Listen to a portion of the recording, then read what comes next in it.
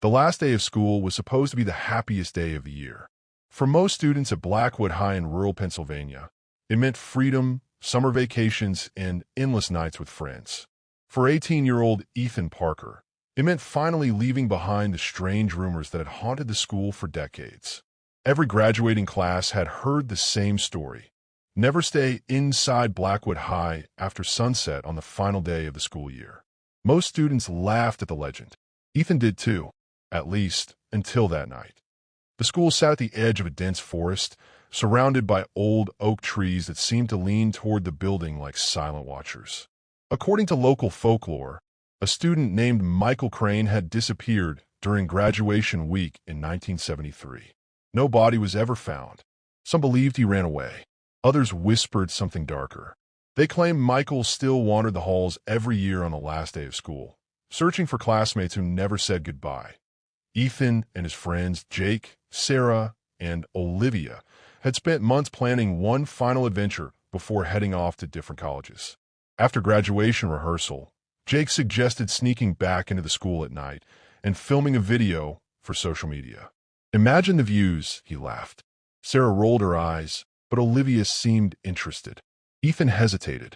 The stories were ridiculous, yet something about entering the empty school after dark made him uneasy. Eventually, peer pressure won. They agreed to meet at 10 p.m. The parking lot was completely deserted when they arrived. The summer air felt strangely cold. Ethan noticed that none of the insects were making noise. No crickets, no frogs, just silence. The group slipped through a side door that Jake had discovered never locked properly. Inside, the hallways were dark except for faint emergency lights casting long shadows across the floor. Their footsteps echoed louder than expected. Tea first. Everything felt exciting. Jake filmed videos while making jokes about haunted schools. Olivia recorded the empty classrooms. Sarah kept checking over her shoulder. Ethan tried convincing himself the uneasy feeling in his stomach was nothing more than nerves. They wandered through the science wing, the cafeteria, and eventually the auditorium where graduation would take place the next morning. That's when they heard the first sound. A locker slammed shut somewhere down the hallway. The noise echoed through the building like a gunshot. Everyone froze. Jake laughed nervously. "Probably the building's settling," he said, but nobody believed him. A few moments later, another locker slammed. Then another, one after another. The sounds moved closer and closer. Sarah grabbed Ethan's arm. "Let's go," she whispered. Before anyone could respond, all the noises stopped. The silence returned instantly. Jake pointed his camera toward the hallway. Nothing was there. The corridor stretched empty beneath flickering lights. Relieved, they began walking toward the exit. Then Ethan noticed something strange. At the far end of the hall stood a teenage boy wearing outdated clothes. The figure looked pale. His face was partially hidden by darkness. Ethan blinked, and the boy vanished. "Did you see that?" he asked. Nobody answered. Instead, Sarah pointed toward the wall. Written in fresh red letters were the words, "Don't leave yet." Panic spread through the group. Jake insisted it was a prank. Olivia argued that someone else must be inside the school. Together, they searched nearby classrooms, but found no one. The message remained on the wall. Ethan touched the red substance. It felt sticky. His heart nearly stopped when he realized it wasn't paint. Determined to prove there was a logical explanation, Jake led everyone toward the security office. If someone was hiding inside the school, the cameras would reveal them. They entered the room and switched on the monitors. Most showed empty hallways. Then Olivia gasped. One camera displayed a teenage boy standing motionless near the auditorium entrance. He stared directly into the camera lens. Jake zoomed in. The image became clearer. The boy's face looked wrong. His skin appeared gray and lifeless. His eyes were completely black. Most disturbing of all, his clothing matched photographs Ethan had seen in an old yearbook from the 1970s. Suddenly, the monitor flickered. Every screen changed simultaneously.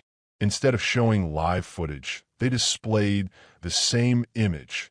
Dozens of students standing in darkness behind the pale boy. Some appeared injured. Others looked terrified. None moved. None blinked. Then all screens went black. The security office door slammed shut. The lights died instantly. Sarah screamed. Ethan's phone flashlight illuminated the room, revealing terrified faces. A cold draft swept through the darkness. Somewhere nearby, footsteps echoed slowly through the hall. They rushed outside the office and sprinted toward the main entrance. But when they arrived, the doors wouldn't open. Ethan pushed with all his strength. Nothing happened. The handles felt frozen solid. Olivia began crying. Jake cursed repeatedly. The footsteps continued approaching. Through the dim hallway, they saw him again. The same teenage boy. This time he stood only 30 feet away. His expression remained emotionless. "Who are you?" Ethan shouted. The figure tilted his head. Then he spoke in a raspy voice that sounded like dry leaves scraping across pavement. "You forgot us." The lights overhead flickered violently. For a brief second, dozens of shadowy figures appeared around the hallway. Students, teachers, faces twisted with fear. Then the lights stabilized and the apparitions vanished. The pale boy remained. Sarah suddenly remembered something from local history class. In 1973, a school bus carrying students home after an end-of-year celebration had crashed into a flooded river during a storm. Many students drowned. Michael Crane had been among them. The tragedy devastated the town, but over time, most people forgot. "That's why he's here," Sarah whispered. "He doesn't want to be forgotten." The boy stared at her. For the first time, emotion appeared on his face. Sadness. Deep, endless sadness. The hallway temperature dropped further. Frost began forming on nearby windows. Ethan stepped forward despite his fear. "We remember," he said. "We're sorry." The boy's dark eyes locked onto his. For several terrifying seconds, nobody moved. Then the figure slowly raised one arm and pointed toward the auditorium. Unsure what else to do, the group followed. The auditorium doors creaked open. Inside, hundreds of empty seats faced the stage. At center stage stood an old memorial plaque covered in dust. Ethan used his flashlight to read the names engraved upon it. The students who died in the 1973 bus accident. Many names had faded from age and neglect. Flowers placed there decades ago had long since turned to dust. It was obvious nobody visited the memorial anymore. Ethan felt a wave of guilt. An entire generation had been forgotten by the school they once attended. Behind them, the pale boy appeared once more. This time he looked different, less frightening, more human. The darkness around him seemed weaker. "Remember us," he whispered. His voice cracked with pain. "Tell them." Ethan nodded. The others did too. As soon as they agreed, the auditorium lights flashed brilliantly. A powerful wind swept through the room. The memorial plaque gleamed for a moment. When the brightness faded, the boy was gone.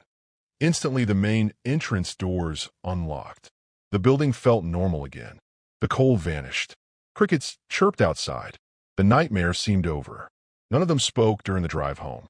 They knew nobody would believe what had happened. The next morning, before graduation began, Ethan convinced the principal to restore the forgotten memorial. The story of a 1973 tragedy was shared during the ceremony. Families of the victims attended for the first time in years.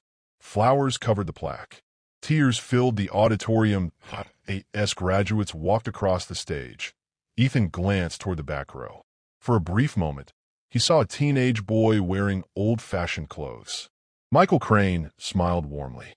Then he disappeared into the crowd. Years later, Blackwood High's legend changed. Students still spoke about strange events on the last day of school, but nobody feared the story anymore.